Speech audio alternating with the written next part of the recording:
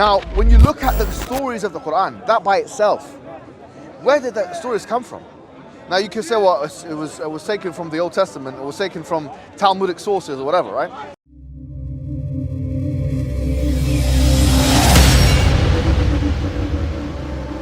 Arabic friends, and I study Arabic as well. Oh, is it? Yeah, he didn't say Janubiha wa Shamaliha. Nice. So you come and tell me, you know? I didn't expect that, I have to say. All right? He didn't say that. He said مشارقها ومغاربها وإن أمتي سيبلغ ملكها ما زوي لي منها.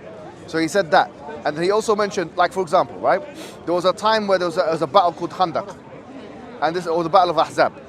And this particular battle, the Muslims were in a situation of weakness. Yeah. They were in a situation of weakness. And there's a hadith that states that there was a sakhra. What does that mean? Rock? Yeah. So now we're doing an Arabic lesson. So there was a rock, yeah, and the Prophet hit it one time, and he says, Futiha Faris, that Rome has been conquered, meaning that we are going to conquer Rome. And then he hit it again.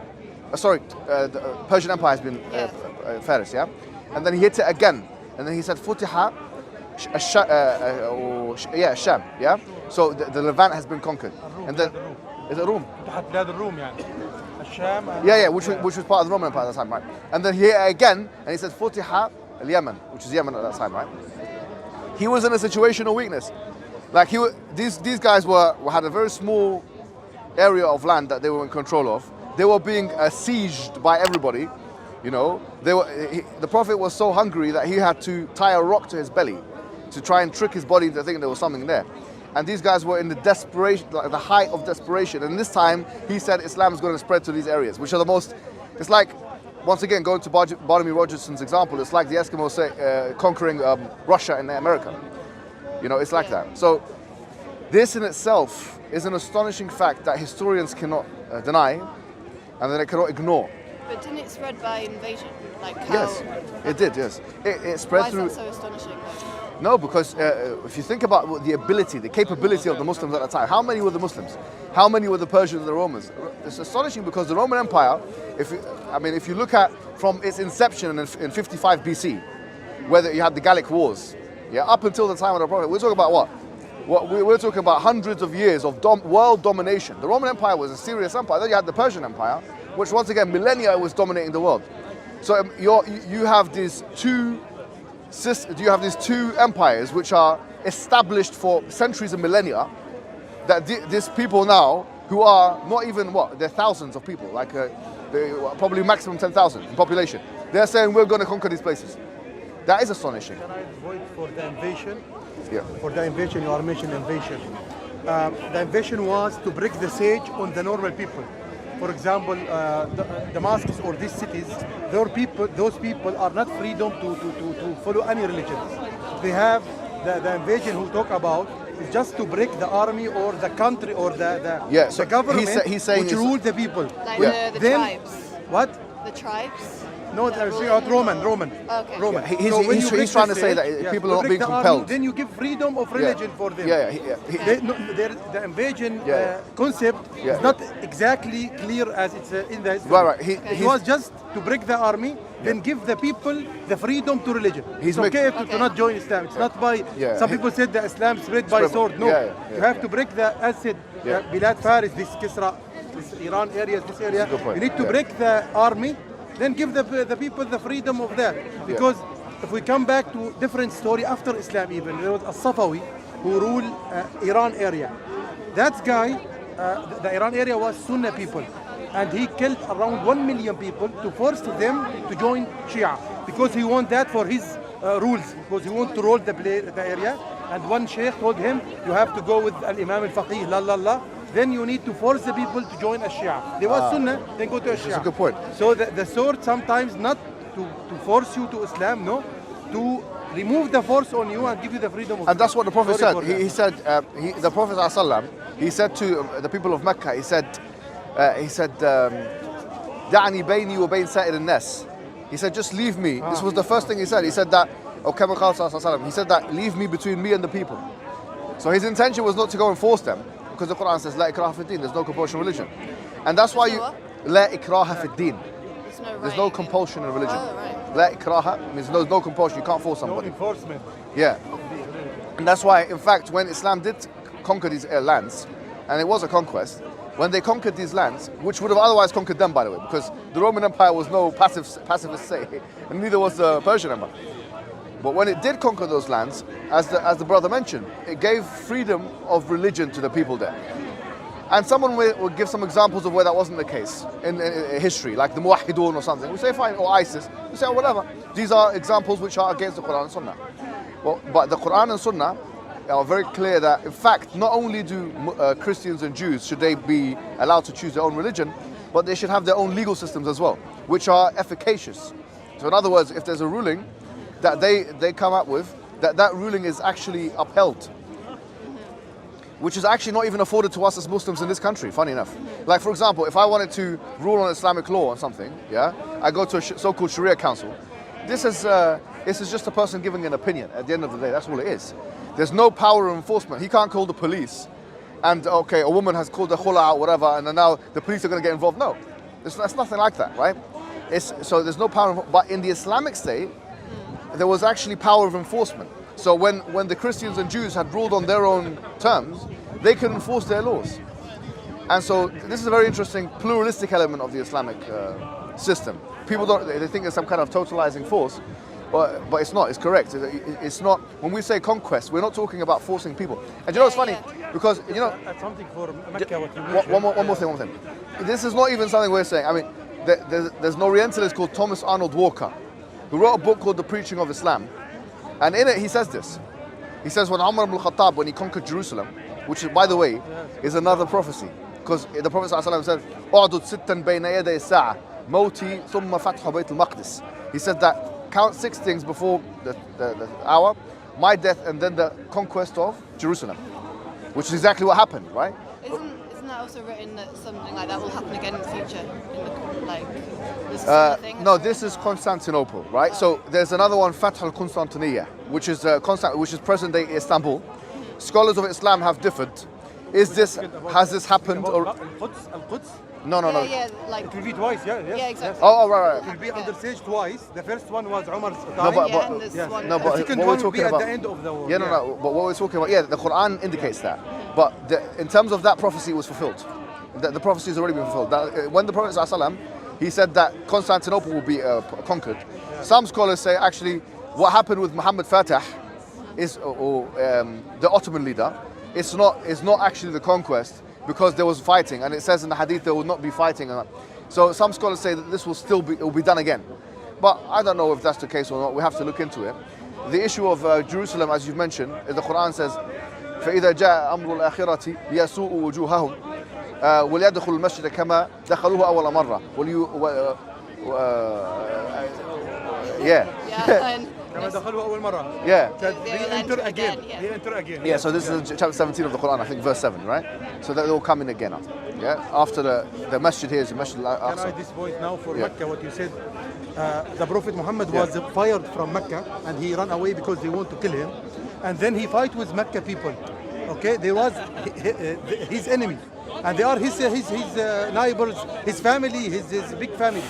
When he back to Mecca and re-occupied Mecca, let's say like this, he entered with army. Then when he gathered them, his yesterday enemies, He forgave them. yes, That's a good point. He yesterday enemies, he asked them, what you want me to do with you? Now they are my enemies and you kill many of my beloved ones. Now what you will do with me? What shall I do with you? They said, you are a brother and son of a brother.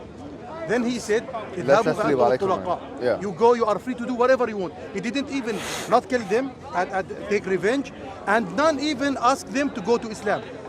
You go wherever you want. Even the killer And of then his... some yeah, of them sorry, go ahead. join Islam because of this freedom, and that's our enemy yesterday. Today he is forgive us, and even didn't take our homes, our money, whatever.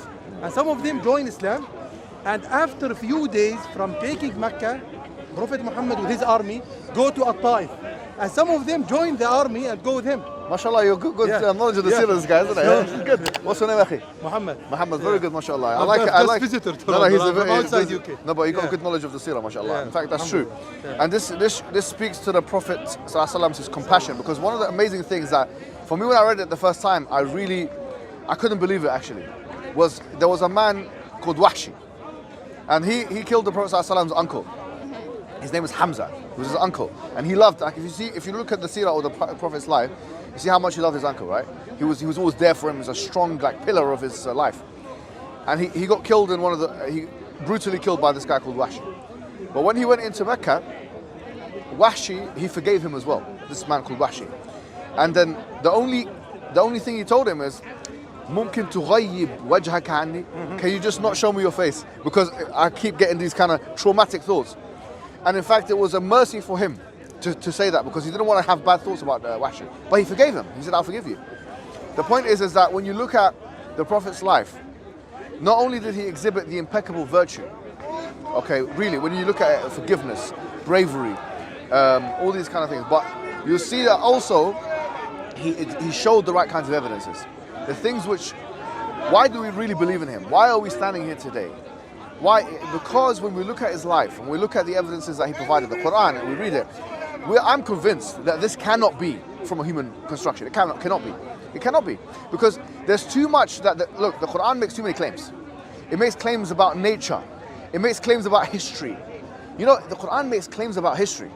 And the Quran states, تِلْكَ مِنْ أَنْبَاءِ الْغَيْبِ نُوحِيهَا إِلَيْكَ ما كنت تعلمها أنت ولا قومك من قبل هذا فاصبر إن العاقبة للمتقين. That these are from the stories these are from the unseen, the paradigm of the unseen. We tell it to you. You didn't know it, and neither did your people.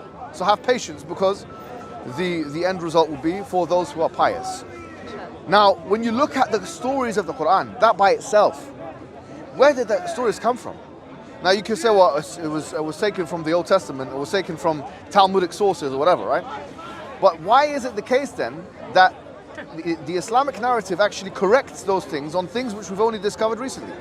I'll give you an example. One very simple and uncontroversial example.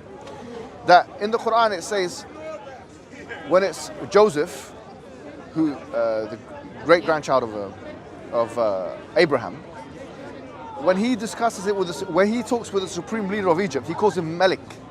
But in Genesis, Joseph calls him Pharaoh. But after the discovery of the Rosetta Stone, only recently, 300-400 years ago, we have been able to realize that actually there was the Hiscox dynasty at that time, and it's a particular dynasty in the time of Joseph. It was impossible that would have been in the New Kingdom. Therefore, there was kings and not pharaohs. So the Quran states something, the Bible states something else. The Quran is correcting the Bible. In fact, there's some things in the Quran that are mentioned that are so easy, a prima facie reading, that the Bible has no mention of. Pharaoh says, "Anna rabbukum al-a'la." Pharaoh of Moses. He says, "Anna rabbukum al-a'la." I am your Lord. The Bible never states that that Pharaoh said that. But we know now, you don't need to be an Egyptologist to know that this is what they were saying. And in fact, not only that, it's indicated in the Quranic narrative that you have other gods that were worshipped aside Pharaoh. وقال موسى وقالوا أتذر موسى وقومه ليفسدوا في الأرض ويذرك وآلهتك, that you leave you and your gods, meaning you have other gods that you worship. We know they believed in Ra and Isis and Horus and all these other gods. That's not mentioned in the Old Testament. A very straightforward, basic thing. You don't need to be, once again, I don't need to get you sources. We know that is the case. So these are just examples of where things are mentioned in history, تِلْكَ مِنْ أَنْبَاءِ الْغَيْبِ, that these are things that are historical things. مَا كُنْتَ تَعْلَمُهَا أَنْتَ وَلَا قَوْمُكَ. You didn't know it and your people didn't know. How did you know? How did it come? Where did it come from? Where did this illiterate man in the desert, get information about previous nations where the hieroglyphic was a dead language and that we needed the Rosetta Stone to uncode it? You see the point? Yeah, true. But don't you think it has something to do with the fact that they were written 600 years apart?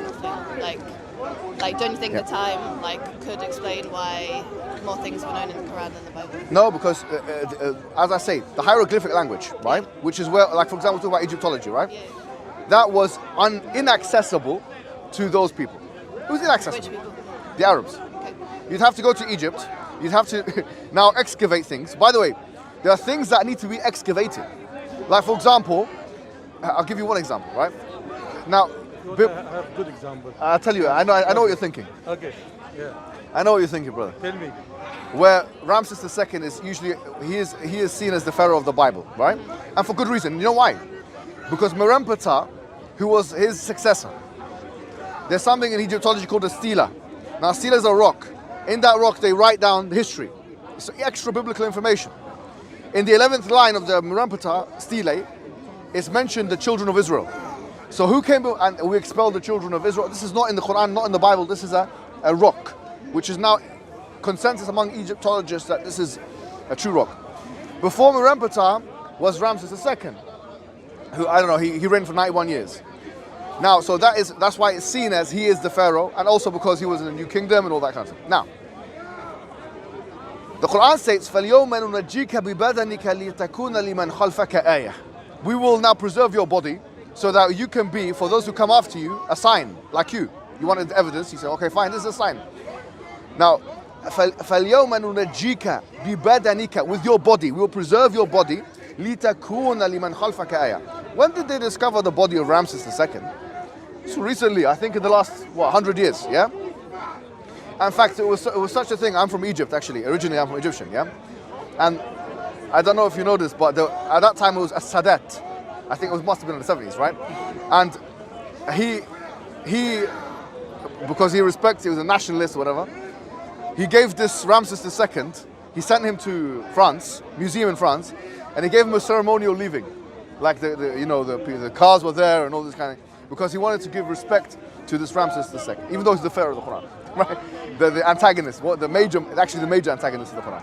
Give him a ceremonial leave. Anyway, the point is that this is something that is okay. It's not a matter of could have been known within the 600 years, because it's something that happened after the 600 years. Yeah, true. You see the point? Okay. Can I add now my story? It's different. In another one. Oh, you got another one? It's the cave story. Oh yeah. Yes. The spider. No. Huh? It's the carry cave, on. yes. It's the cave people. By the way, this story was just known by the religious Jewish in the Prophet time. And it's old, ancient story, not in the time of Prophet or 100, 200 years. It's very old. And only the Jewish high-level religious know these stories.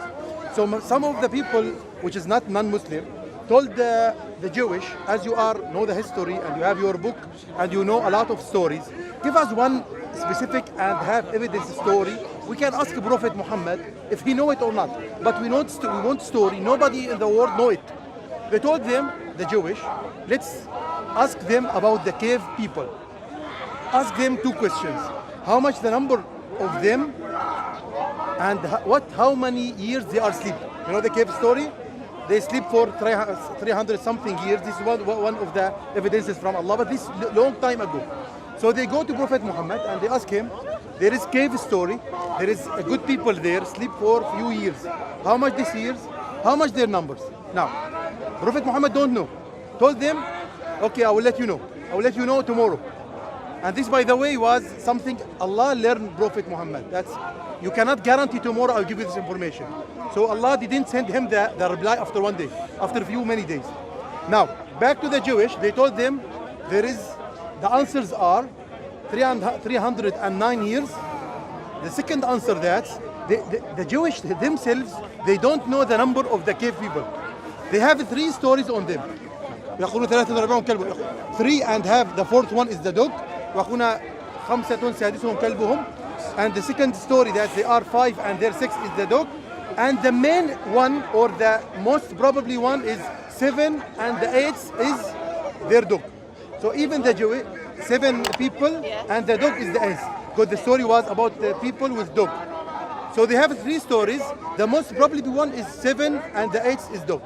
So they back to Prophet Muhammad, and then after some time, Jibreel give him the information. So the information, now if Prophet Muhammad said 4 and the dog 5, it's false. If he said second one, it's false. If he mentioned third one, it's probably the right one, but if he know how they know, he must mention the 3 one. And then the answer come in Quran. It's still now we can read it every one Friday. It was mentioned, يقولون, they said, يعني the stories as I said, 3 رابعهم كلبهم أو 5 سادسهم كلبهم رجما بالغيب, like like stop point to show that the third one is the most probably one. Then they mention لبثوا في كهفهم 300 سنين وازدادوا 9, which means 309. Then when those people take the answer to Jewish, they told him, this is a prophet. This answer, nobody know it at all. And another miracle happened that... بس خليها let her react to it. Just this is 309, just this one. This okay, go ahead. Another miracle. Yeah. That's ويقولون لبثوا فيها 300 سنين وازدادوا 9. They mention in their books 300 sun years. But the Quran reply 309. If you take it 300, it's the sun years. If you take it 309, it's the moon years. Sorry, bro. Okay. Halas. Yeah. So you were talking about some evidences. Yeah. So we've provided you with some of them. Yeah. Do you think that they're sufficient?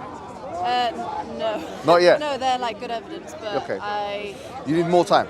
Yeah, I need more time, or I need to see things, like not just hear things. Like what? I mean? Well, no, I don't mean to see a miracle, but like I need to like see how like people can live a great life, a great Islamic life. Like I'm sure it exists, but like Well, the thing is, let me tell you something, right?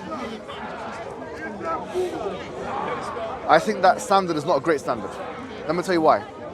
Even if people don't live a great Islamic life, what it should be the pursuit of truth. Now, the truth of the matter is, when you actually do live with truth and you live your purpose, that is more likely, and I think now cognitive psychology has kind of shown this, right? When you live your purpose and you have real meaning, that is more likely to keep away depression from your life, anxiety, depression, that kind of thing.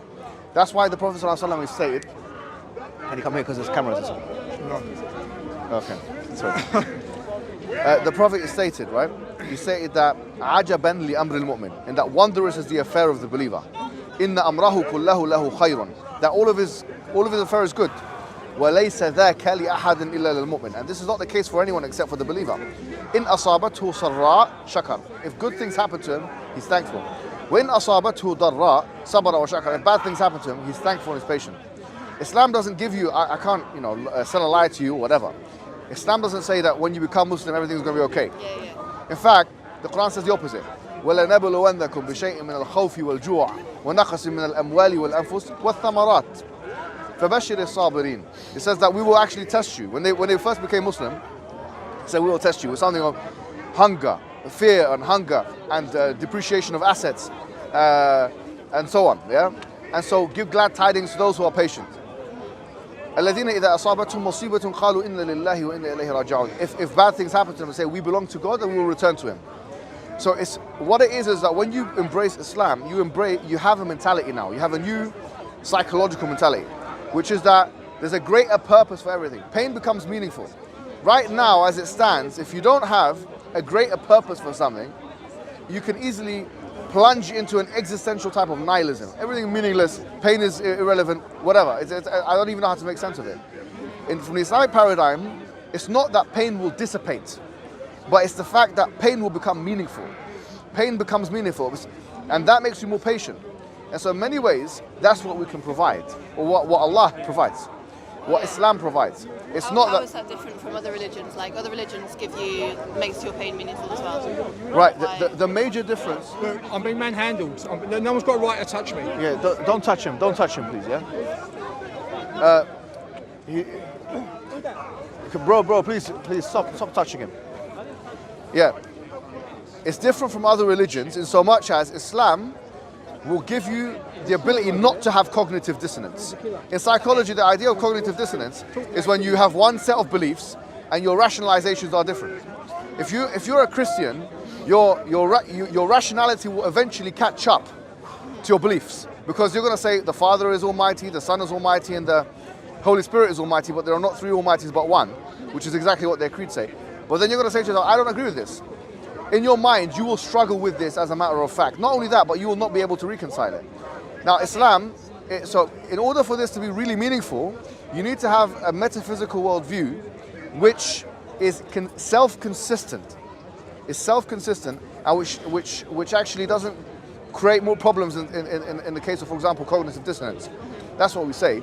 Islam, because it's self-consistent, and the premise of it is extremely basic, which is to submit your will and to worship one God. That's what we're saying. The higher power, the creator of the universe, the all-knowing one, the all-wise one. We just follow the wisdom of God. And if we do so perfectly, then pain becomes meaningful.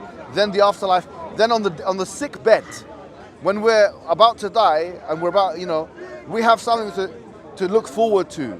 That becomes a meaningful expression. If something happens, someone gets cancer, which all these things you can't control. All of this stuff is tests. It's a test, because Allah says in the Quran, we have created life and death as a test. لِنَبْلُوَكُمْ أَيُّكُمْ أَحْسَنُ عَمَلًا. So we can teach you or can test you who of you are the best in deeds. وَلَنَبْلُوَنَّهُمْ وَبَلَوْنَاهُمْ بِالْحَسَنَاتِ وَالسَّيِّئَاتِ لَعَلَّهُمْ يَرْجَعُونَ. We have tested them with good things and bad things so they can come back to us. So with tests, there's always a reason. Now, when you don't have a reason, it's not just that you'll get depression, which is 100% you will get it. You'll be depressed, you'll be anxious, you don't know what's happening, but it's that depression will be meaningless. So what we're saying is that this is the Islamic good life. Not that, everything's going to be okay. Yeah, of course, I don't mean that. I mean a life that I can see people's ambitions and meanings and of course every life's not going to be of course straight like that. I don't mean like but that. Can you see where I'm coming from with this? Yeah. So having said that, is there any other things that you want? Not right now. I haven't got. What? I have got more questions, but I can't really think about them now. Yeah. But I'll come back and answer. All right. So, are you comfortable? What is stopping you from becoming Muslim right now? I don't think I've got sufficient information, to be honest. All right. Let's do it this then. How about this? Yeah. So, go home today, start reading the Quran, and start reading a brief explanation of the Prophet's life. And you can even read like Karen Armstrong's book. She's got a good kind of book on the Prophet Muhammad. Okay. I'm not sure if you've seen her. Her name is Karen Armstrong. She has something about the Prophet, or if not, the sealed nectar, which I think is my recommendation to you. Yeah, just read something about the Prophet's life, read the Quran, and ask yourself one question: is this the truth? And if it is, then not embracing it also has its consequences, eschatological consequences in the afterlife, because you've been presented with it. We believe that those who disbelieve after they've been, has its consequences. Yeah, true. But how does someone know that they have got enough? How do they know that they've been presented with enough information? Yeah, you have been. Let me tell you why. Why? Because we believe that every human being has been born with a fitra, or the innate disposition to believe in God, right? And so if I tell you, look, the purpose of life is to worship God, and this is the meta-narrative of all the prophets, right? Then really instinctively, you should have an inclination to that. It's not really it's ultra rational. It should be, I believe in the Creator and I have a connection to that Creator. So long as what I'm saying does not contradict your instinct, it should be something which is second nature, something you accept. But so in a sense, that's why the Quran says, وَمَا كُنَّا مُعَذِّبِينَ حَتَّى نَبْعَثَ رَسُولًا. We're not going to punish anyone except when we send them a messenger.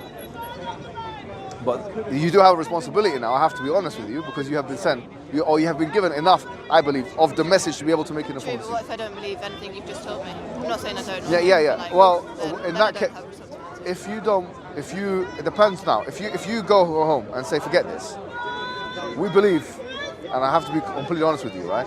There's a threat of eternal damnation, fire. That's the truth. And if you agree with it, we believe there's eternal salvation in heaven. We are like Christians, believe heaven and hell, right? And I'm not saying that, this is what we believe. Yeah. So look, Sophie, look into it in your own time, yeah? The Quran and the Seerah, which is the biography, it's called the Seerah, the biography of the Prophet, yeah? And make your own decision in your own time. And we're here, if I'm not here, then someone else will be here, And if you need anything, you can message me or you can email me as well, yeah? All right. Have you got any other questions? No. All right. Well, it's been a pleasure talking to you, yeah? Yeah, you too. If you need anything else, let us know. Thank you. Okay? Thank you very much, yeah? See you later. Guys, take my mics away. All right, let's go and pray. Yes, one more. Yeah. We need you back at LS, bro, inshallah. Inshallah. Oh.